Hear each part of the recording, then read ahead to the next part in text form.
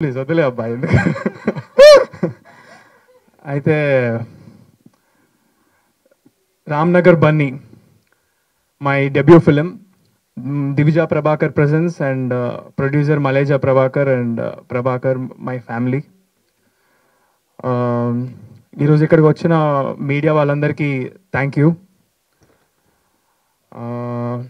ఎక్కడ స్టార్ట్ చేయాలి? ఓకే, ఎగ్జాక్ట్గా చెప్పాలంటే ఇంకొక 10 days అయితే 2 years అవుతుంది. లాస్ట్ టైం నేను ఇలాగా స్టేజ్ ఎక్కి నా చేతిలో మైక్ పెట్టి రచ్చ రచ్చ రచ్చ అయిపోయింది. ఒక పెద్ద సంచలనం అయింది అప్పుడు.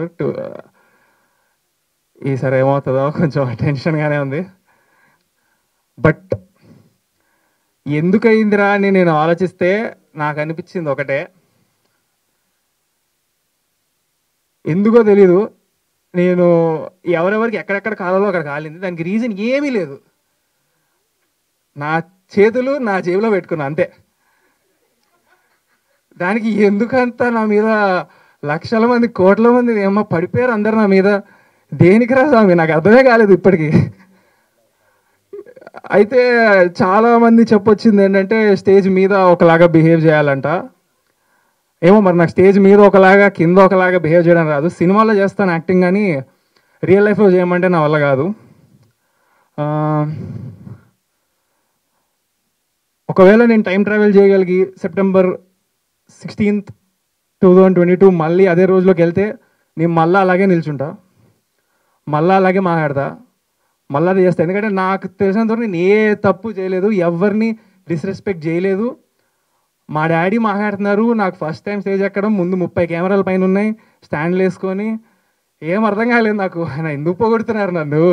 ఇంకా అప్పటికి ఏది నాది గ్లిమ్స్ రాలేదు, ఏం రాలేదు. నా చదువు గురించి చెప్తున్నారు, ఏదో చెప్తున్నారు, నాకేం అర్థం కావట్లేదు. సో నేను ఇట్లా ఉన్నా అంతే, దానికి మించి ఏం లేదు అక్కడ. సో ఏదైనా తప్పు చేస్తుంటే అప్పుడు నన్ను అందరూ అంటున్నారంటే అప్పుడు 100% ఫీల్ అవుతా. కానీ ఏ తప్పు చేయలేదని నాకు తెలుసు కాబట్టి 1% కూడా నేను ఎటువంటి ఫీల్ అవ్వలేదు. అయితే దానికి కారణం నా మెంటల్ ఫౌండేషన్ స్ట్రాంగ్ ఉందని నేను నమ్ముతాను. అది మా డాడీ నుంచి నాకు వచ్చింది. ఎందుకంటే మా నాన్న, ముందే చెప్తున్నా డిస్క్లైమర్ ఏంటంటే, ఇప్పుడు నేను డబ్బా కొట్టబోతున్నా మా నాన్న గురించి. అది మీరు డబ్బానా ఫ్యాక్స్ అనేది మీకు వదిలేస్తాను. కానీ నా ఒపీనియన్లో ఎవరి ఫాదర్ అయినా సరే, ఏ కొడుకైనా గర్వపడాలి. ఆ ఫీలింగ్ మీకు మీ నాన్న పైన లేదంటే దానంత దురదృష్టం ఇంకోటి లేదు. అలా లేనప్పుడు అట్లీస్ట్ మీరైనా సరే మీ లైఫ్లో ఒక గొప్ప తండ్రిగా అవ్వాలి. నా లైఫ్లో నాకు అదృష్టం ఉంది. మై డాడ్ బుల్లితెర megastar, small screen megastar. He's director, actor, producer. వేల ఎపిసోడ్లు నాట్ ఓన్లీ జస్ట్ సీరియల్లో యాక్టింగ్ చేసి ఇవి చేయడమే కాదు, హోస్ట్ కూడా చేశారు ఎన్నో shows, reality shows, dance shows. ఏది ఆయన చేయకుండా లేరు ఇండస్ట్రీలో ఇప్పటి వరకు. అండ్ ఉంటుంది రా భయ్ నాకు యాటిట్యూడ్. మా డాడీ ఎంత గొప్ప హీరో అయినప్పుడు ఎందుకు ఉండదు? అండ్ అది నాకు ఇన్సల్టింగ్గా మీరు అన్నారని అనుకుంటున్నారేమో, యాటిట్యూడ్ సార్ అని. నేను నాకు యాటిట్యూడ్ అందరూ it's pride. And also in the pride in my talent. నా కాన్ఫిడెన్స్ నాకు ఉంది. అది లేకపోతే, మ్యాటర్ లేకపోతే మరి మేబీ అలాగే ఎక్కువ ఆలోచిస్తానేమో, ఇలా ఉండాలి అలా ఉండాలి. హార్డ్ వర్క్ చేసుకుంటా పోతాను, నచ్చేటోళ్ళకి నచ్చుతాను. అండ్ ఇప్పుడు ఈ సినిమా రామ్నగర్ బన్నీతో ఎంతమంది అయితే నెగిటివ్గా అన్నారో వాళ్ళందరూ పాజిటివ్ అవుతారు అనుకుంటున్నాను. 100కి 100% అవ్వకపోయినా సరే ఒక 60% అయ్యారు అనుకుందాం. నెక్స్ట్ సినిమాకి ఇంకొక 10%. సినిమాకి అందరినీ మార్చేదాకా నేను వదలను, మార్చి తీరుతా. ఎంటర్టైన్ చేద్దాం అనేది నా goal. That's what makes me sleep at night. అందరినీ హ్యాపీ చేయడం, పాజిటివ్ చేయడం, ఇదే నా గోల్. ఇప్పుడు లోకంలో నెగిటివిటీ ఉంటుంది, పాజిటివిటీ ఉంటుంది, రెండు ఉంటాయి. అది సృష్టి ధర్మం. అంతెందుకు, ఇప్పుడు మీ ఇంట్లో మీ అమ్మా నాన్న మీరు ఏం చేయకుండా ఇంట్లో ఉంటే, ఏంట్రా బాబు దరిద్రుడు ఇలా తయారయ్యాడు, బద్దకిస్తూ, దున్నపోదు, గాడిద, ఇంత ఫుల్ తిడతారు.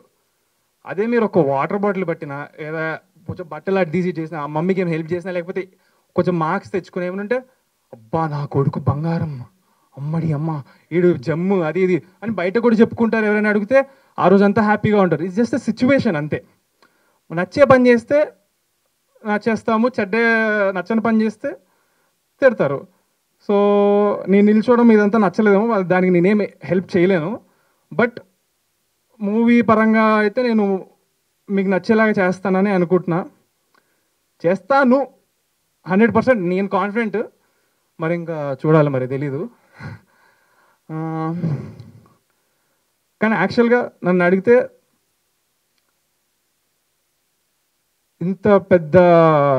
ఇంతమంది నాపై నెగిటివిటీ అయ్యారు, నన్ను జోకర్ అనేశారు, అన్నీ అనుకోని మాటలు అన్నారో అన్నీ అనేశారు. నాలాంటోడు గనక